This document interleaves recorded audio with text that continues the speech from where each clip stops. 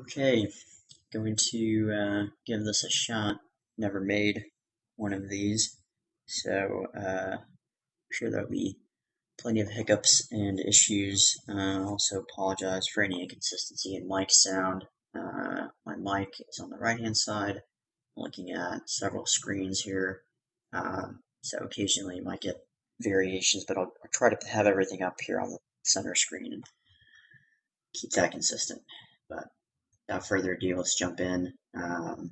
Figure this would be the most effective way to share this stuff. A lot of it's actually intended to be dynamic and interactive from the user perspective. So, what better way to do that than a video?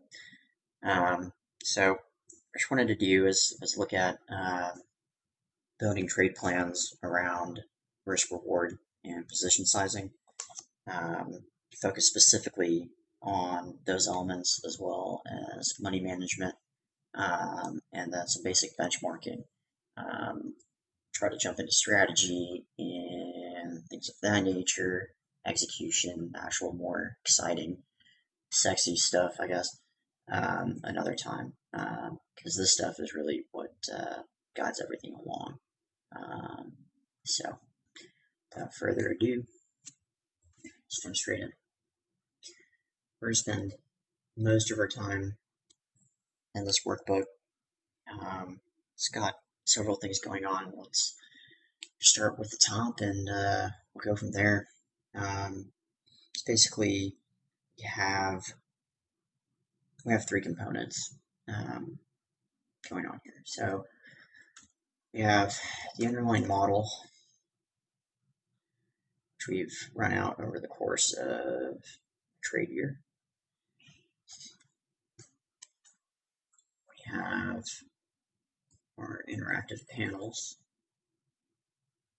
which then allow us to assess changes to parameters, create visualizations, other things of that nature. Finally, we have coded elements that enable that interactivity, plotting, and subsequent analysis. So, start with the model. It's the easiest one to go through and understand. Then we can step into these interactive charts. Okay, so the model is governed by a base set of inputs, a intermediate set of inputs, and then the model logic, which is contained within themselves, and then repeats, propagates time.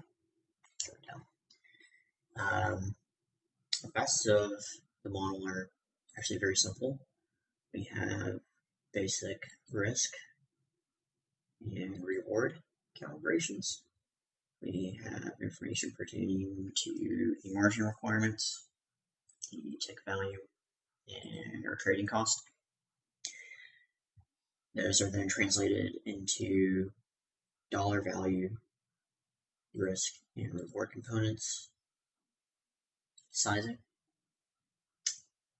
This is the part that we'll probably dig into another time. These are empirically generated statistics from a specific strategy that are fed in. Same is true for these. So these aren't just some randomly assumed probabilities. These are observed probabilities. But the thing that's nice is we can go through and test any set of assumptions, and that's really the important part because it gives us an idea of what are we really targeting in terms of a minimum risk reward threshold when we're putting together a strategy. What's our minimum acceptable hit rate on gains? How do the two interplay with each other? How does sizing affect it? So once we have that, then we can subsequently go in and look to build strategies or look for strategies that accomplish those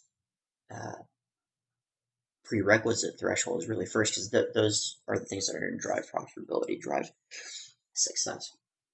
As far as the model goes, pretty simple.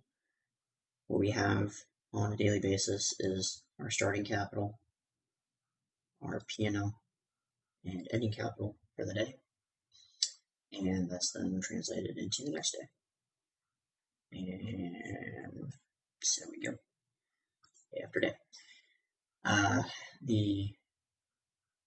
Where's a good place to start? So starting capital is pretty simplistic, right? That's just the prior day's ending capital plus the prior day's, just the prior day's ending capital. Sorry. Our sizing is going to be tied to the capital we're willing to put at risk on any given trade, the amount of risk prescribed by the risk taken up here, and then of course the margin requirement. So if we have a high, or I should say a relatively high allowable dollar risk amount that we can put on according to this metric here, but insufficient margin to cover it, the position sizing is going to default to the minimum of the two. Obviously, we can't put on more positions than our broker or clearinghouse is willing to let us put on. That's pretty simple. From there, we have our P&L. Also relatively simple in the context of this model. We simply use our empirical probabilities to assess whether or not a gain, break even, or loss has occurred. That assessment is attributed to the sum here, which if we look at, we see is a randomly distributed variable. And I've gone in and considered the fact that, for a fact that the RAND function uses a Gaussian distribution to generate as random variables. Long story short, per central limit theorem and convergence of various distributions, variables that may or may not be initially normally distributed over a sufficient number of iterations, we converge to quasi-normality. With that assumption in place and being comfortable with it, we can move forward and use that function, use a randomly distributed variable along a normal distribution to generate P&L outputs in accordance to the empirical probabilities generated by our strategy. Ending capital, pretty simple, it's the summation of the starting capital and the daily P&L. What we do over the course of time, obviously, is create a path-dependent time series of ending capital, which is then transposed into a hidden cell here as an array. And the usefulness of that is we can iterate it and see not only what a single outcome looks like, but what various outcomes look like with the exact same assumptions, but just run across a different number of times. And from there, build up an understanding as well as a general premise of whether or not we think this is something that might be functional. So that leads us to the next component, which are the visualizations. So let's go through our parameter toggles first, which are going to be these guys down here. So what we see is we have each pertinent component that feeds our model up here, such as risk, probability, max position, etc., etc. What we've done is created sliding scales so that we can fluidly change those and observe them instantaneously. The way this is accomplished is we simply attach our desired code, which in this case is the Monte Carlo iteration code, which we showed earlier here.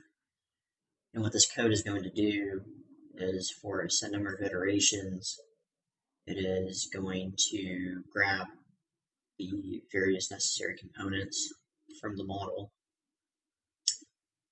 and it will create for us a subarray, or really a master array,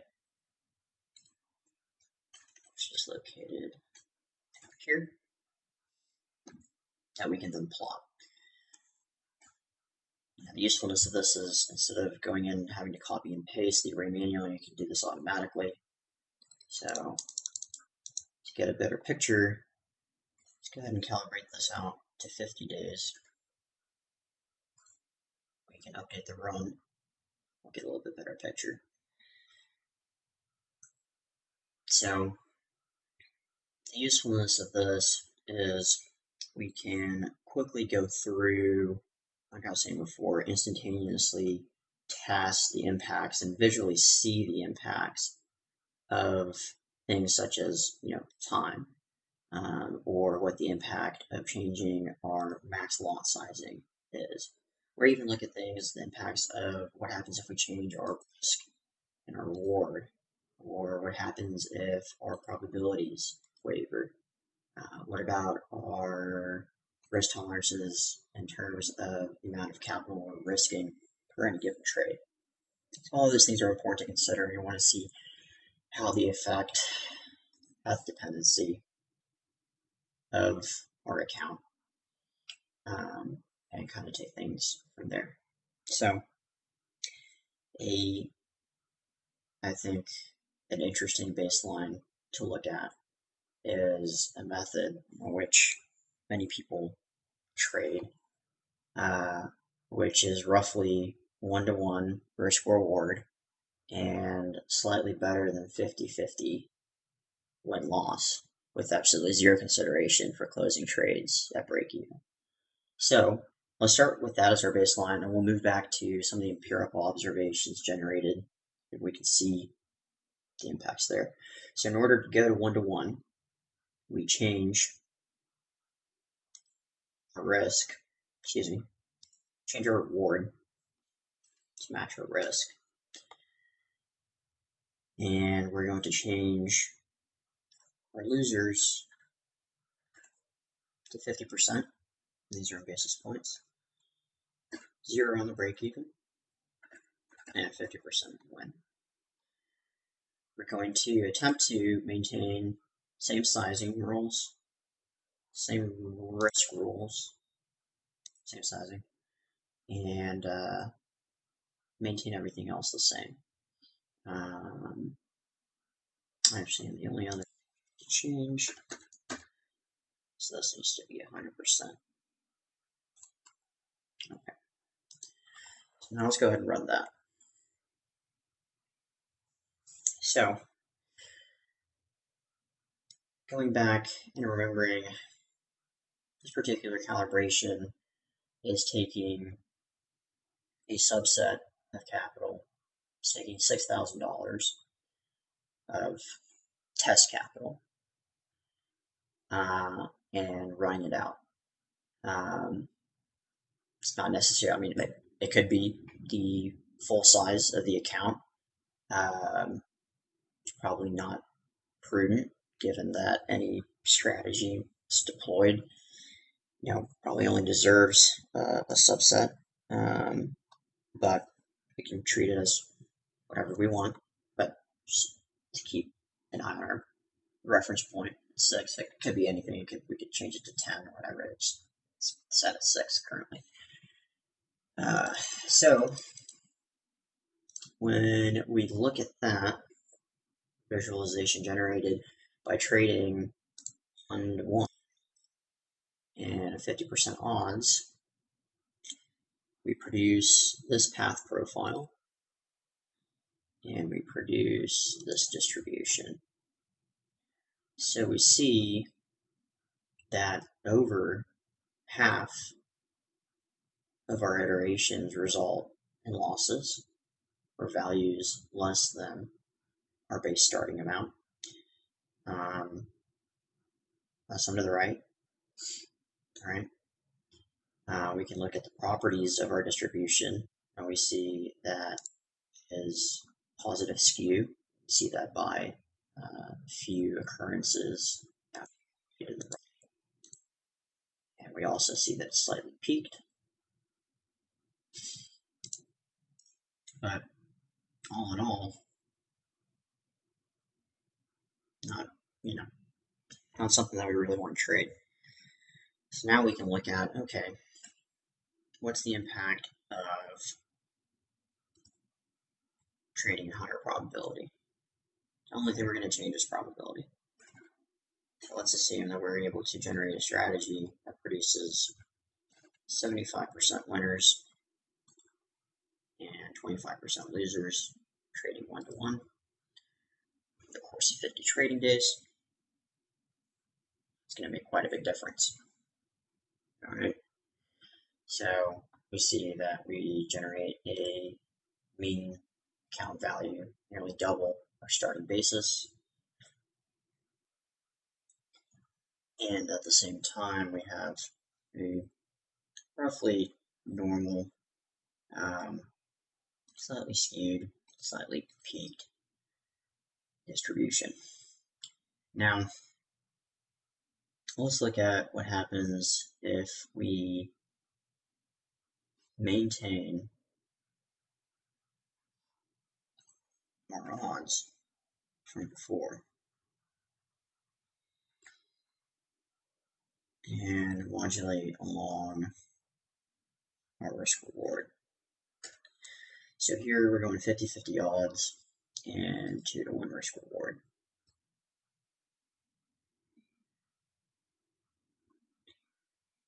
So what we actually see is our risk reward modulation has a stronger impact and produces far more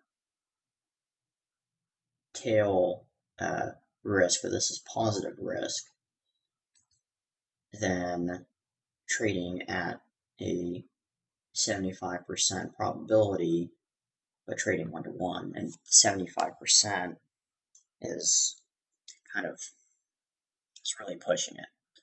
Some of the best traders trade just under 70%. A lot of them in the 60s. So to say we're going to trade 75%,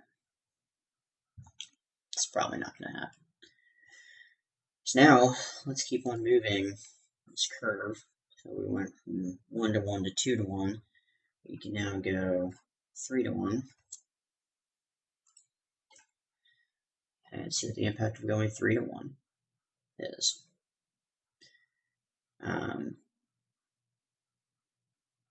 So this curve is getting progressively more skewed to the upside and more peaked, while the mean was rising.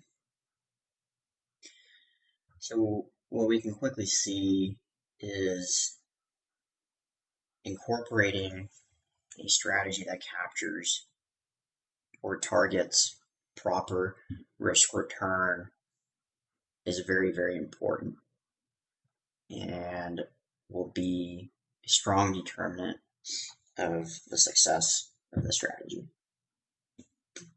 Then when we come in and overlay good probability, knowing that shooting for 60s or better is, roughly in the scope or the playing field of the pros, can be pretty good guideline for how we might want to set things up. Now, it's important to note that you can't just arbitrarily size out your targets and say, hey, well, okay, there we go. I should move my targets out. Problem solved. Well,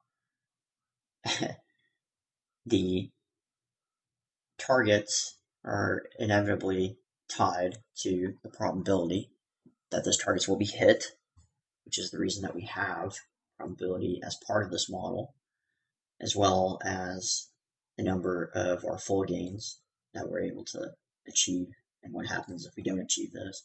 So it's not just a matter of, oh, okay, well, I'll take really tight stops and I'll put my targets in some unreachable bound. And like I mentioned before, some other point in time, we'll go back and we'll look at the foundation of these figures that were on there originally, examine how all that stuff works. So for now, let's go back to what we had originally, which was 940, 30, 60, 40, 25 over 50 days. Okay. And last thing I want to go through is two pretty cool little features. First being visualization of what the account path development looks like over time, which we accomplish through running this. Here we can set increments, so we're going to increment this over the course of a trading year by 10 days at a time and run it. So let's see what we get. So what's happening here is there's a sub procedure that's calling the root procedure to iterate the Monte Carlo outputs, and those are being fed back in and read back in to these charts at a 10-step interval, and we can see the day scale increasing, and then we see the path propagation as well. And this can be useful exercise both in terms of just actually experiencing what this looks like as it develops, the convergence of the distribution, a whole bunch of other things. Allows you to do that fluidly. It's actually rooted in a technology that Wolfram Research developed. It's called the CDF, not the cumulative distribution function, but the computable document format, which is far better than the stuff that I've done here, because their sliders are actually fluid in the context of a native document. Really cool stuff, but this is borrowed from that idea. So now we've done that, and we can do the same thing, look at position sizing. So that's another core element. So if we crank this and say, well, we're just going to trade a single lot at maximum at any given point in time, well, clearly that's going to have a significant impact on our paths. Now, as we increase the maximum of the positions that we're willing to take at any time, and now remember, this isn't just an outright, we trade 5 lots at any given time. Just remember from our model that we have capital-based risk restrictions as well as margin risk restrictions. So this figure here is the cap out. at which the model will not trade any more lots, even if the capital is available to it. So we can see that here, we hit that at this point, and if there were subsequent drawdowns, this might modulate and dip below. We will see that as we go to wider lots.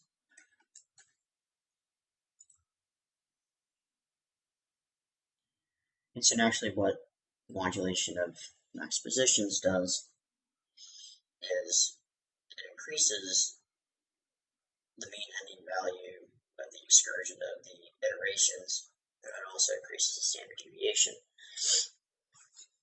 Now, this component is scalable to a limit. A limit is dictated by market participation and the spread, as well as the general tolerance for market impact. On many of the products that are traded, you have depth of well in excess of 100 lots per side at the bid and at the offer.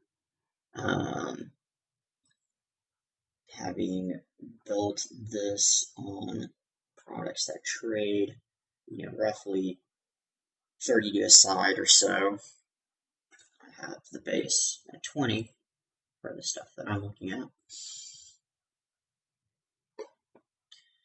So we can pull this back and we'll see if we get a dip like I was describing before.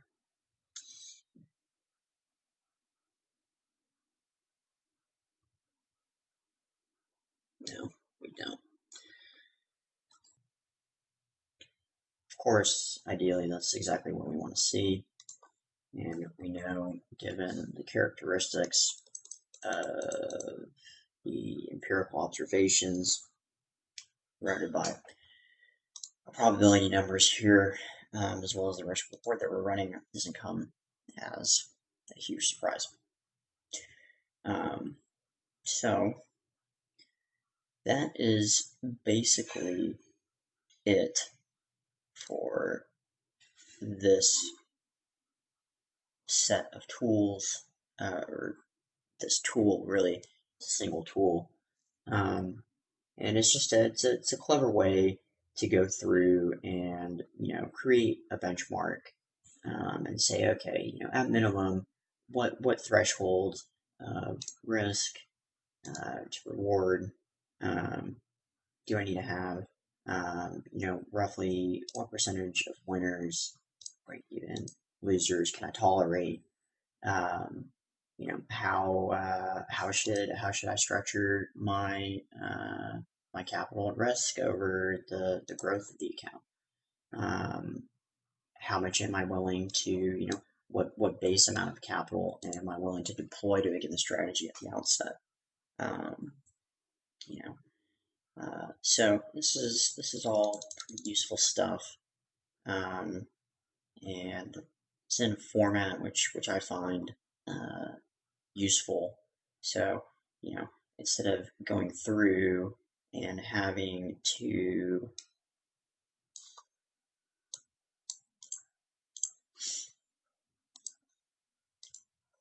take the single array here, which is a transpose of each of our weekly generated ending capital numbers here, copying and pasting it over and over and over, copying and pasting it as values, actually.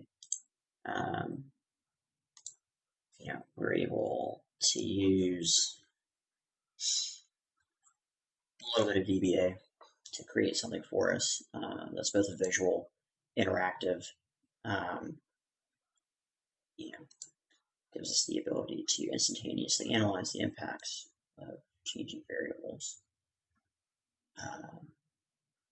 It produces the things that we're really interested in looking at. So, yep, I think that's about all I have. I welcome any questions, comments, especially criticisms. There's something that I've done that's completely asinine or wrong, obviously I want to know about it. Positive feedback welcome as well. But yeah, just wanted to lay this out there. Plan on putting up the core of the strategy that's feeding this, because all of these values are being fed straight in from another, or I should say, a series of modules in the actual trading environment.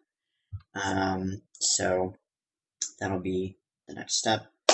But yeah, that's it. Thanks so much, and be back up here soon, hopefully.